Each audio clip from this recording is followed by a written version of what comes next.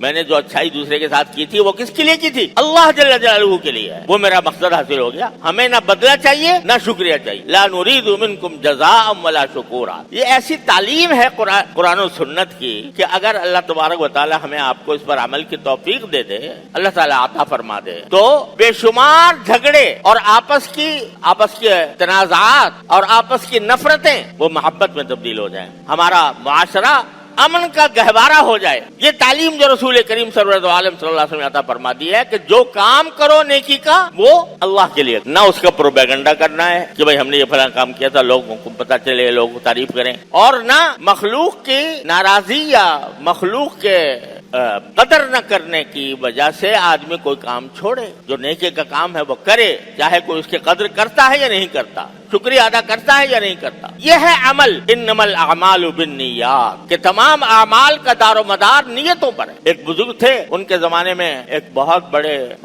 ولی اللہ کا انتقال ہوا, تو لوگ جا رہے تھے ان کے جنازے کے اندر, تو ان سے بھی کسی نے کہا کہ بھئی آپ بھی چلیں, جنازے کی نماز ہو رہی اتنے بڑے بزرگ کی. تو وہ کچھ طرح دے گئے, کوئی اس کے اوپر جواب نہیں دیا. پھر کسی نے پوچھا کہ حضرت آپ کیوں نہیں گئے ان کے جنازے میں؟ اتنا بڑا جنازہ تھا, اتنے بڑی مخلوق تھی, سب ان کے معتقدین اور ان کے مریدین بھی تھے, اور ان کے جو معاصرین ہیں وہ بھی تھے, آپ کیوں نہیں گئے؟ تو جواب انہوں نے دیا کہ لم تحضرنی نیہ, مجھے اس وقت نیت صحیح نہیں ہوئی میری. یعنی جنازہ میں جانے کی نیت یہ ہونی چاہیے نا کہ بھئی نماز جنازہ کا ثواب ہے, نماز جنازہ پڑھنے کا ثواب ہے. حدیث میں آیا ہے کہ اگر کوئی شخص نماز جنازہ پڑھے کسی کی تو اس کو ایک قیرات اجر ملتا ہے, اور قیرات کتنا؟ احد کے پہاڑ جتنا, اتنا ثواب ہے نماز جنازہ پڑھنے کا. تو اب میرے دل میں کچھ یہ بات آئی کہ یعنی دل میں کچھ شوق تو پیدا ہوا نہیں کہ بھئی جا کے میں یہ فضیلت حاصل کروں, لیکن دل میں یہ خیال آیا کہ اگر نہ گیا تو سارے لوگ کیا کہیں گے کہ اتنے بڑے بزرگ کے جنازے میں حاضر نہیں ہوا. تو نیت خراب ہو رہی تھی میری. جب نیت خراب ہو رہی تھی تو عمل بیکار تھا, اس واسطے نہیں گیا میں. تو آدمی ہر قدم پر اس بات کا جائزہ لے کہ اگر میں کوئی نیک کام کر رہا ہوں تو وہ کس کے لیے؟